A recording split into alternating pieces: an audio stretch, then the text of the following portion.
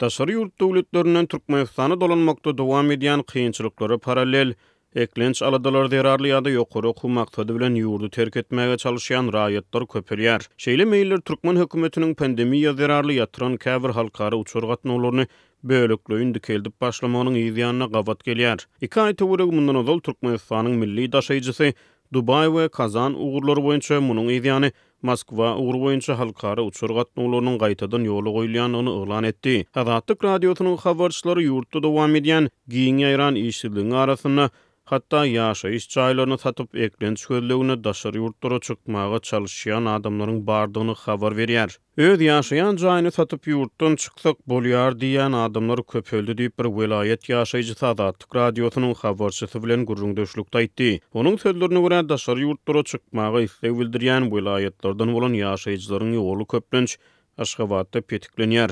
Habarçymyň bir söhbetdeşi meselem Türkiýe'ye gitmek üçin $5,000 möçberini pul sorayan taraplaryň bardygyny we bu pulun içine ähli kagydy işleriniň we uçur bilediniň töleginiň girýänligini gurrun berdi. Türkmenistan henüz Türkiye uğru boyunca halkara uçur gatnawlaryny dolu dikeltmedi. Pandemiýa sebäpli halkara uçur gatnawlarynyň togtudylmagy Türkiýede ýaşaýan ençime Türkmenistanlyny kynçylygy terdi. Iýulyň ahyryna awgustyň başlaryna Istanbulyň halkara howa mendili ýüzlerçe Türkmenistanlynyň ýurda dolanmak bilen bagly dowam edýän kynçylyklara garşy beýan eden nägiliklerine şaýat boldy. Bu aralykda Türkmenistan terk etmäge çalışýan raýatlaryň arasyna Russiýa gitmäge çalışýan adamlar bar. Azatlyk radiosynyň habarçysy Russiýa gitmäge çalışýan raýatlaryň arasyna Russiýanyň ýokary oku jaýlaryny bilim almagy ýa-da ýokary oku bahanasy bilen Russiýada işe durmaga çalışýan adamlaryň bardygyny habar berdi. 29-njy ýylda Russiýanyň Aşgabatdaky elçihanasy 1 awgustdan başlap Aşgabatdaky Rus konsulhanasynyň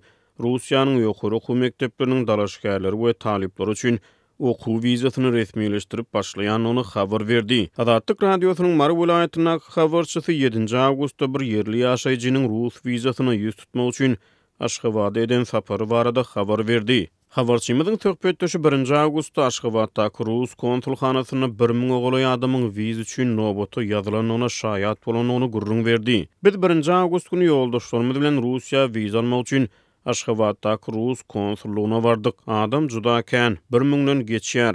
Ol adamlaryň arasyna 2 gün bäri nobata garaşýan adamlar bar.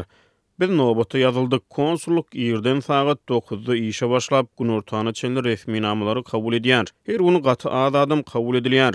Nobata duranlaryň arasyna her welayetden adamlar bar, diýip habarçymyzyň marly söhbetdeşi gurrun berdi. Russiýa wiza ýüz tutmak üçin Aşgabatda baran marly ýaşaýjy bir hepde paýtagtda bolup 6 awgustda ýygyna dolananyny, wiza işleriniň şowsuz tamamlananyny gurrun berdi. Şeýle-de habarçymyzyň söhbetdeşi Rus konsulhanasynyň nobatyna 5.000 manada adamlaryň nobatyny öňe süýsürmegi, 10.000 manada wizaşdyryp bermegi wada berýän adamlara duşanyny gurrun berdi. Russiýanyň ýokary oku jaýlaryna 30.000-den gowrak Türkmenistanly bilim alýar. Türkmenistan 2 ýyl ozal koronavirus pandemiýasy sebäpli halkara uçur gatnawlaryny dolu ýatyrdy.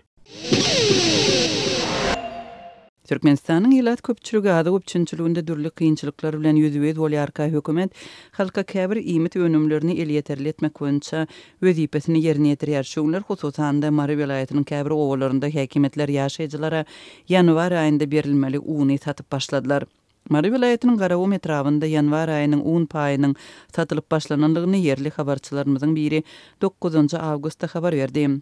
Yerli ýaşaýjylaryň sözlerine görä döwlet bahasyndan we adam başyna çäkli möçberde satylýan bu unyň hili pes bolup üstesine onuň içi bitlik hem gurçukly çykdy. İçi gurçuklap giden un paýlandy. Uny elekden geçirten kepegi unyň özünden kän. Bu undan çörek pişirmek üçin onu bir näçedek elemeli bolýar. Bisirlen çöreğin tağamı azımtyl. Dip Garawymyň ýaşaýjysy gurrun berýär. Onuň sözlerine görä adamlarda hususy dükanlarda satylýan uny satyn almagy mümkinçiligi bolmansoň olar döwlet dükanlarynda uzak garaşdyrylyp satylýan bu peshili uny biýalaç satyn almaly bolýarlar. Habarçylaryň sözlerine görä şoňlar Maryanyň etraplarynda satylýan un bu ýylky buğday hasylynyň bolman öňden bäri ençeme wagtlap saklanyp ýatan haridlerden Halka uny her ayda wagtynda satsalar, ol skladlarda uzak yatmazdy we belki has arasa hem gowy hilli bolardy diýip etrawyň ýene bir ýaşaýjysy gurrun berýär. Döwlet dukanlaryndan un satnalyan maşgalalar öz maddi ýagdaýynyň agyrdygyny aýdýarlar we hatda şeýdibam zordan gün görýänligini gurrun berýärler. Bu aralykda habarçylar şuňlar Garaw metrawynda satylýan unyň welaýatyň başga ýerlerinde hem peýda bolandygyny gurrun berýärler. Olaryň sözlerine görä, hatda Mary şäherinde ýerleşýän çörek pişirýän döwlet kärhanalarynda ulanylýan unyň hem hili pes bolup döwlet dukanlarynda satylýan çöregiň tagymyna täsir etdirýär. Bu çörek çağılar baglaryna hem paýlanýar. Habarçy çağılar baglaryna şuňlar paýlanýan çöregiň hiliniň pesdigini tagamyň ajydygyny we ýakymsaz iýsiň bardygyny aýdýar.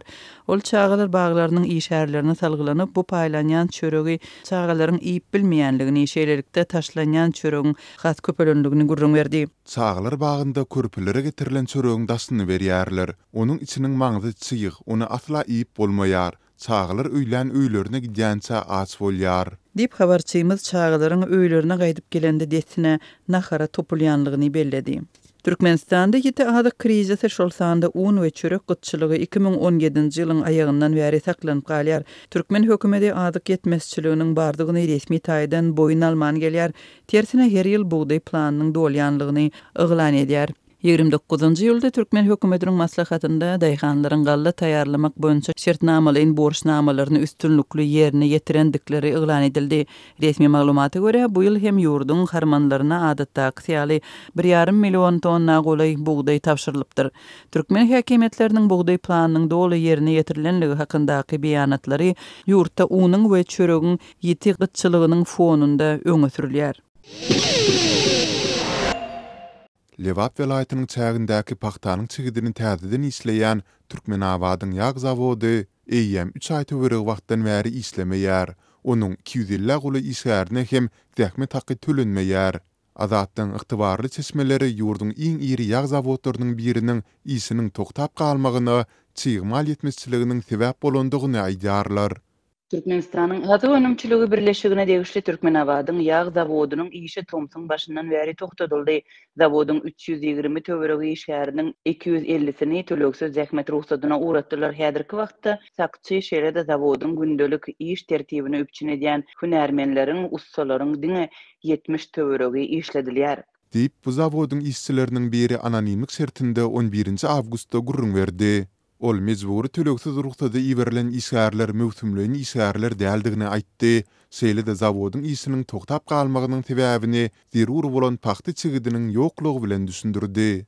Çigit gutardy, çyğmal yok. İýulyň aýaklaryna welaýatyň etraplaryndan 250 tonna paxta çigidini toplap getirdiler. 3 güniň dowamında öndürilen ýagy ýörite, çelekli ulaglar bilen desine ahal welaýatyna ekitdiler. Diýip howpsuzlyk aladylar sebäpli şahsiýetini aýan etmezligi soran söhbetimiz belledi. Ol onsuz hem ýurtdaky ýeti ykdysady çökgünniň adyk etmezçiliginiň arasynda 3 aýlap zähmet hakyny alyp bilmän juda kösünýändiklerini hem sözüne goşdy. Ýolbaşçylar 25-nji awgustdan başlap töleksiz zähmet ruhsatyna uğradylan işgärleri täzeden işe çykarjakdyklaryny aýdýarlar. Paxta ýygy mövsüminiň başlanmagy bilen sentýabryň 15 we 25-i aralygynda zawodyň işini täzeden ýola goýmak meýilleşdirilýär. Diýip söhbetimiz nykdy. Ol ozalky ýyllarda zawodyň işiniň kadyly bolandygyny, emma soňky bir näçe ýyldan bäri paxta çigidiniň ýetmezçiligi sebäpli zawodyň işiniň doly togtadylýan ýagdaýlarynyň ýygjamlaşýandygyny hem aýtdy. 1990-njy ýyllaryň aýaklarynda we 2000-njy ýyllarda bu zawodda gündelik 150-200 tonna paxtanyň çigidi işlenýärdi. Indi bolsa Sewidiň iň iri zawodundan diňe bir boş at galdy. Ol ne önüm öndürýär, ne de işärleriniň zähmet hakyny töläp bilýär. Diýip bu zawodda onurça ýyl bäri zähmet çekýändigini aýdýan söhbetimiz belledi. Azatlyk emeli gelen ýagdaýlar barada Türkmenabadyň ýag zawodynyň özünden resmi kommentariýa alyp bilmedi. Habarçylarymyz we çeşmelerimiz soňky döwürde ýyllaryň gurak gelmegi, şeýle-de owu hujuluk pudugyndaky dowam edýän meseleler, şol sanda suw ýetmezçiligi Sewidiň ekrançylyk meýdanlaryna uly ziýan ýetirendigini aýdýarlar. Bu ağırlykda Sewitdäki iri ýag kärhanasynyň öz işini togtatmagy bilen yerli ilatyň arasynda meşhurlygy eýe bolan paxta ýagy hem satywdan aýryldy. Yerli sesmelerimizin maglumatyna görä, paxta ýagy ilaty degislilikde arzan bahadan berilýän paýok paýyndan seýle de bazarlaryň we hususy dükanlaryň tekçelerinden hem doly ýitirim bolupdyr. Türkmenistandaky dowam edýän ýiti ykdysady krizisi, azyk kıtçylygyny we gymmatçylygyny boýun almaýan türkmen häkimetleri we media teristleri Lewapda yerli paxta ýagynyň eýýäm ençimi aý bäri paýlanmaýandygyna hem düşündürüs bermeýärler. Azatlyk radiosu häkimetleriň ýurdun owu hojuluk pudugynda ýol berýän kemçilikleri, daýhanlaryň dökün tehnika we suw ýetmezçilikleri barada ýygyderli habar berýär. Türkmen hökümetiniň tanqidçilary paxtaçylykda mejburi zähmetin giňden ulanylýandygyny, adamlaryň uzypsız pul üçin Tomsun ıssyk howasynda we kys aýlarynda hem meýdana çykyp paxta ýygmaga mejbur bolýandygyny aýdarlar. Şu ýyl Türkmenistan 580 000 hektar meýdana gowaça ekip 1 250 000 tonna paxta hasylyny öndürmegi göz öňünde tutýar.